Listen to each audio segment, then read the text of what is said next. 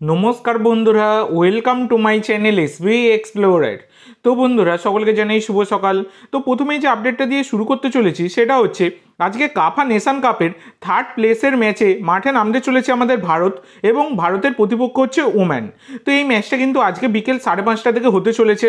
তো এই ম্যাচের আগে তোমাদেরকে বলে দিই, ওম্যানের র্যাঙ্কিং হচ্ছে 79 আর এইদিকে আমাদের ভারতের হচ্ছে 133। তো আজকের ম্যাচের এই যে 5:30 থেকে হবে লাইভের বিষয়বস্তু তোমরা কিন্তু পেয়ে যাবে। সেই কারণে অবশ্যই সকলে চ্যানেলটি সাবস্ক্রাইব করে রাখবে, বারবার মেসেজ করবার দরকার নেই। পাক্কা 5:30টার সময় তোমরা কিন্তু লাইভের বিষয়বস্তু পেয়ে যাবে, এই ভিডিওর পিন কমেন্ট বক্সে তোমরা কিন্তু পেয়ে যাবে। এছাড়া টেলিগ্রাম চ্যানেলটা অবশ্যই ফলো করো। টেলিগ্রাম চ্যানেলের লিঙ্ক দেখো ডিসক্রিপশন বক্সে দেওয়া আছে, টেলিগ্রাম চ্যানেলটা ফলো করা মাস্ট। তো যারা লাইভের বিষয়বস্তু চাও তো ইউটিউব চ্যানেল এবং টেলিগ্রাম চ্যানেল দুখানায় ফলো করো, তাহলে কিন্তু তোমরা পেয়ে যাবে। তো এর পরবর্তী যে আপডেটটা তোমাদের সাথে শেয়ার করতে চলেছি সেটা হচ্ছে এবার কিন্তু সুপার কাপ নিয়ে বড় ঘোষণা চলে এলো। সেটা হচ্ছে সুপার কাপের ডেট, সেটা কিন্তু ঘোষণা করে দেওয়া হলো। তো কয়েকদিন আগেই তোমাদেরকে জানিয়ে দিয়েছিলাম যে সুপার কাপ সেটা কিন্তু অক্টোবরের মাঝামাঝি করে হতে পারে। তো সেই রকমই অক্টোবরের মাঝামাঝি নয়, আরেকটু পেছানো হয়েছে, যাতে বাদ বাকি যে দলগুলো রয়েছে যারা দল তৈরি করেনি, এখনও দল গোছায়নি, তারা যাতে দল গোছাতে পারে। সেটা হচ্ছে সুপার কাপ 25শে অক্টোবর থেকে 22শে নভেম্বর অবধি কিন্তু রাখা হয়েছে। মানে 25শে অক্টোবর শুরু হবে আর 22শে নভেম্বর কিন্তু ফাইনাল হবে। এটা কিন্তু সুপার কাপের দিনক্ষণ ঘোষণা করা হয়েছে। এটা কিন্তু একটা বড় খবর, সেটা বলা যায়। আশা করব আমাদের ভারতীয় ফুটবল খুব তাড়াতাড়ি নিজের ছন্দে ফিরবে। তো এর পরবর্তী আপডেটে যাওয়ার আগে তোমাদের সকলের কাছে আমার একটাই অনুরোধ, যারা চ্যানেলে প্রথমবার এসেছো অবশ্যই সকলে একটা করে সাবস্ক্রাইব করে দিয়ে আমাদের সাথে যুক্ত হয়ে যেও। সাবস্ক্রাইব করা যেহেতু একদমই ফ্রি, তাই অবশ্যই সকলে একটা করে সাবস্ক্রাইব করে দিতে ভুলো না।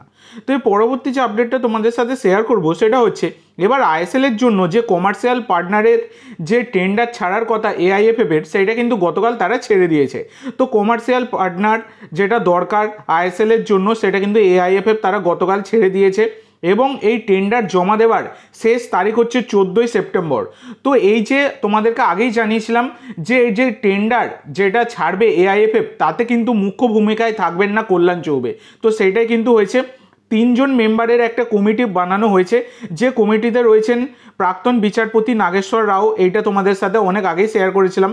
তারপর কেশবহরণ মুরুগাসু এবং কল্যাণ চৌবে। তো এই 3জন কিন্তু রয়েছেন। তো এই কমিটির যে 3জনের যে কমিটি গঠিত হয়েছে, এখানে কিন্তু হেড হচ্ছেন নাগেশ্বর রাও, প্রাক্তন বিচারপতি। তো তার আন্ডারে কিন্তু এই মানে টেন্ডার ডাকা হয়েছে। আর 16ই অক্টোবরের মধ্যে, 14ই সেপ্টেম্বরের মধ্যে তো ফাইনাল টেন্ডার জমা দিয়ে দিতে হবে। আর 16ই অক্টোবরের মধ্যে কে হচ্ছে এআইএফএফ এর নতুন কমার্শিয়াল পার্টনার সেটা কিন্তু নাম ঘোষণা হয়ে যাবে। তো আশা করি আমি তোমাদেরকে সমস্ত বিষয়টা বোঝাতে পেরেছি। তো এরপরে যে আপডেটটা তোমাদের সাথে শেয়ার করব সেটা হচ্ছে এবার বিস্ফোরক মেহতাব সিং। তো মোহনবাগানে সদ্য যোগ দিয়েছেন মেহতাব সিং মুম্বাই সিটি এফসি থেকে। তো মোহনবাগানে যোগ দিয়ে চুটিয়ে প্র্যাকটিস করছেন এবং তার জার্সি নম্বর হয়েছে 55। সব কিছু কিন্তু আগেই তোমাদের সাথে শেয়ার করে দিয়েছি।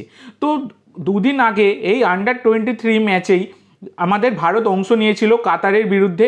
তো যেখানে কিন্তু কাতারের বিরুদ্ধে দুর্দান্ত পারফরমেন্স দিয়েও ভারতকে হারিয়ে দেওয়া হয়েছে। কাতারের সাপোর্টার রেফারি তিনি কাত হয়ে ভারতকে কিন্তু হারিয়ে দিয়েছেন, সেটা আমরা সকলেই দেখেছি। তো এইটা নিয়ে মেহতাব সিং তিনি কিন্তু মুখ খুলেছেন।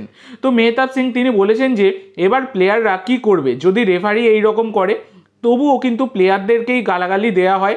এইটা দ্বিতীয়বার হলো কাতারের এগেনস্টে। এইটা কিন্তু তিনি তার সোশ্যাল মিডিয়ায় পোস্ট করেছেন, দুখানে ছবিও পোস্ট করেছেন তার সাথে। তো এর আগেই তোমরা জানো একবার কাতারের সাথে আমাদের ভারতীয় সিনিয়র দল, তাদের বলতে গেলে গোল লাইন অতিক্রম করে গিয়েছিল বল, সেটাকে কিন্তু ভেতরে টেনে এনে গোল করা হয়েছিল, সেটা আমরা সকলেই দেখেছি।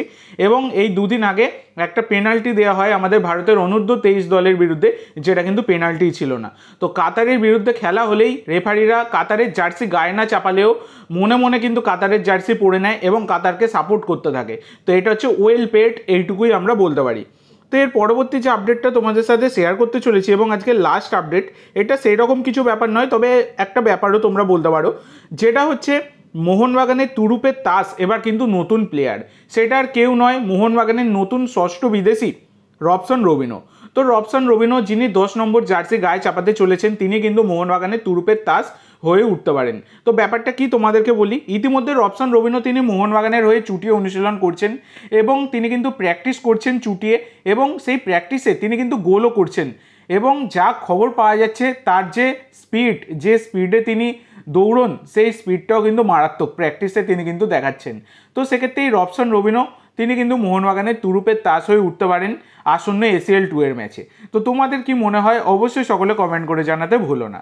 তো আজকের জন্য এইটুকু বন্ধুরা, ভিডিওটি ভালো লাগলে অবশ্যই লাইক করো, শেয়ার করো, আমার চ্যানেলে প্রথমবার এসে থাকলে চ্যানেলটি সাবস্ক্রাইব করো আর কমেন্ট করে জানাও ভিডিওটি কেমন লাগলো। ধন্যবাদ।